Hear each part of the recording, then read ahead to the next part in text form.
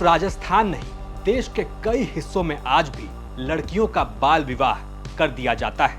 आज भी लड़की नहीं, बच्चियों की शादी कर दी जाती है और ये कुप्रथा आज भी समाज से नहीं गई है। लेकिन अब अजमेर की लड़कियां इस कुप्रथा पर करारा प्रहार कर रही हैं, वो भी 13 गांवों की लड़कियां एक साथ। ये बदलाव की ऐसी कहानी है जो न केवल समाज की एक बुराई को खत्म कर रही है, बल्कि उस रूढ़िवादी मानसिकता पर भी कड़ा तमाचा है जिसने न जाने कितनी लड़कियों की जिंदगियां खराब कर दी। ये कहानी उन बच्चियों की है, उन लड़कियों की है जिन्होंने बाल विवाह और शादी के बंधनों के खिलाफ आवाज उठाने की हिम्मत की, अपने परिवार और गांव के खिलाफ गई और फुटबॉल के मैदान में कूद पड़ी। मेरी शादी हो गई थी, मतलब 17 साल में हो गई थी मेरी शादी। फिर मतलब मेरे को गेम बंद करने के लिए बोला, मतलब ससुराल वालों का प्रेशर था कि हमारी बहू खेलेगी नहीं, पढ़ेगी नहीं, ऐसे करके। तो मतलब घर वालों ने मना कर दिया था कि ठीक है, हम नहीं पढ़ाएंगे, नहीं खिलाएंगे। फिर मतलब एमजे से हमने हेल्प ली और मतलब पद्मा दीदी ने बात की, तब जाके मतलब वापस स्टार्ट हुआ। और इसके बाद में मैंने मतलब बहुत घर से भी लड़ाई है कि नहीं, मेरे को वहाँ रिश्ता रखना ही नहीं है। और फिर मतलब मैंने मेरे रिश्ते तोड़ने की बात की, तो मतलब घर वालों ने मतलब गांव वाले ऐसे बोलने लग गए कि मतलब ये लड़की, मतलब इसके ज्यादा पंख आ गए क्योंकि ये रिश्ता तोड़ रही है, इतनी हमारी कोई इज्जत नहीं है क्या। हम बात कर रहे हैं अजमेर के केकड़ी उपखंड के उन 13 गांवों की जहां कभी नाबालिग लड़कियों की शादी महज 3 से 4 साल की उम्र में कर दी जाती थी। लेकिन अब इन गांवों में हर दूसरे घर में एक फुटबॉलर बेटी जरूर है। अपने अधिकारों के लिए लड़ते लड़ते यहाँ की 550 लड़कियां अब फुटबॉलर बन चुकी हैं। कई लड़कियों ने तो फुटबॉल खेलने के लिए अपनी सगाई तक तोड़ दी, ये कहकर गौना भी रुकवा दिया कि हमें अभी शादी नहीं करनी, बल्कि जिंदगी में कुछ बड़ा करना है। चूल्हा चौका देखने के लिए तो पूरी जिंदगी पड़ी है, लेकिन जिंदगी बनाने का टाइम अगर एक बार निकल गया तो दोबारा नहीं आएगा। राजस्थान की लड़कियों ने जेंडर बैरियर्स को तोड़ने का एक बहुत ही अनूठा तरीका अपनाया है। ये लड़कियां फुटबॉल खेल रही हैं।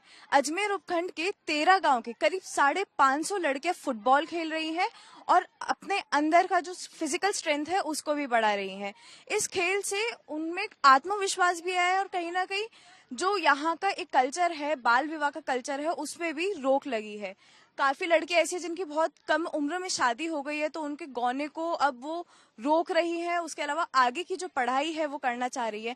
कहीं ना कहीं अगर हम इनकी बात करें या इनसे बात कर रहे हैं, तो अब जो इनके सपने हैं वो पूरी तरीके से बदल चुके हैं।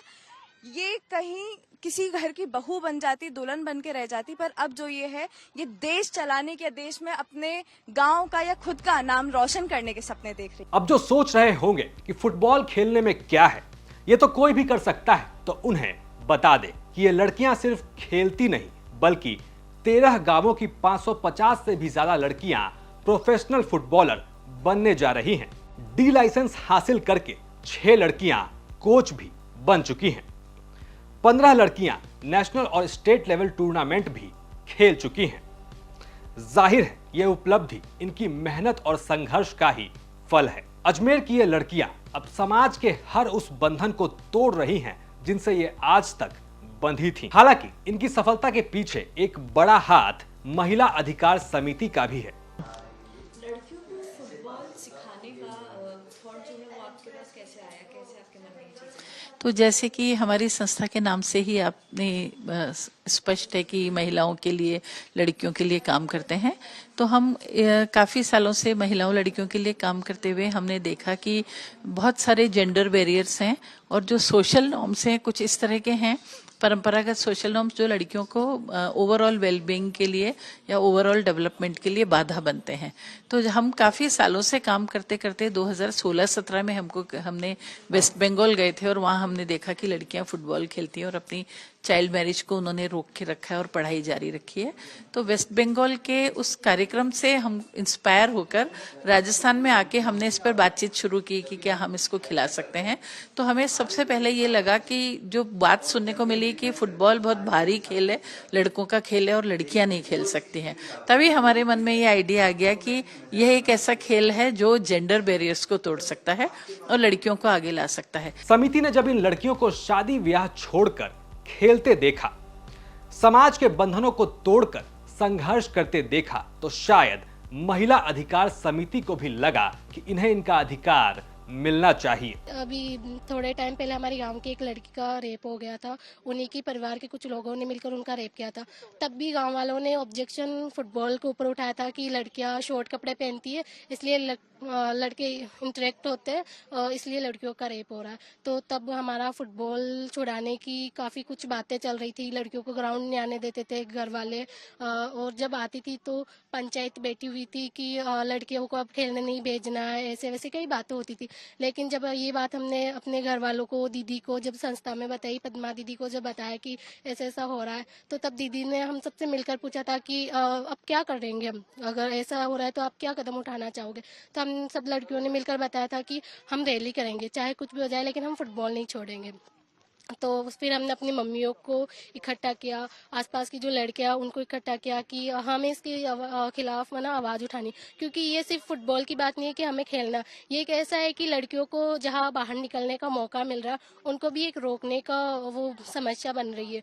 तो जब हमने रैली निकाली, जब महिलाएं और हमारी मम्मी ने, जब हम सबकी मम्मियों ने मिलकर हमारे साथ आवाज़ उठाई, पूरे गाँव में हमने रैली निकाली थी, तो फिर गाँव वालों को मतलब जो ऑब्जेक्शन उठा रहे थे कि नहीं लड़कियों को अब नहीं खिलाएंगे, तो उनको फिर मम्मियों ने बात की थी कि हमारी लड़कियां, हम उनके साथ खड़े हैं, हमें विश्वास है कि हमारी लड़कियां कुछ गलत काम नहीं करेंगी।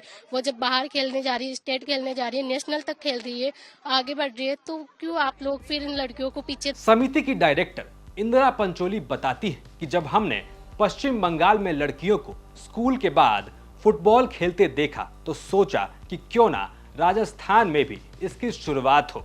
जब हमने ऐसा करना चाहा तो शुरुआत में बहुत विरोध हुआ। लोग हमारे और अपनी ही बच्चियों के खिलाफ हो गए। कहना था कि फुटबॉल लड़कों का खेल है, लड़कियों का नहीं।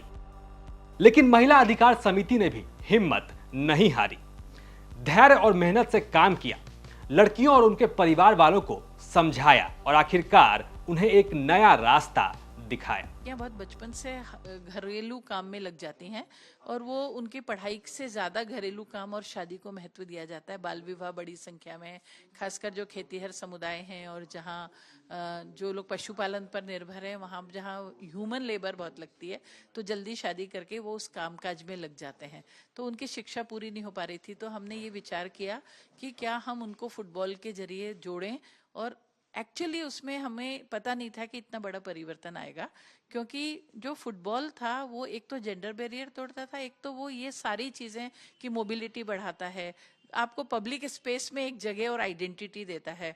तो वो फुटबॉल इटसेल्फ अपने आप में इतनी सारी चीज़ें हैं जो जेंडर बैरियर्स को तोड़ती हैं। तो उसका एक काफ़ी प्रभाव पड़ा और शुरुआती दौर में हमें बहुत दिक्कतें आई, क्योंकि गांव में लोग तैयार नहीं थे। तो हमने पूरा एक फैमिली एंगेजमेंट प्रोग्राम साथ में चलाया और हमने देखा कि स्कूल भी इतने इच्छुक नहीं थे खिलाने के लिए, और स्कूल गेम्स की लिस्ट में लड़कियों के लिए फुटबॉल का नाम भी नहीं था।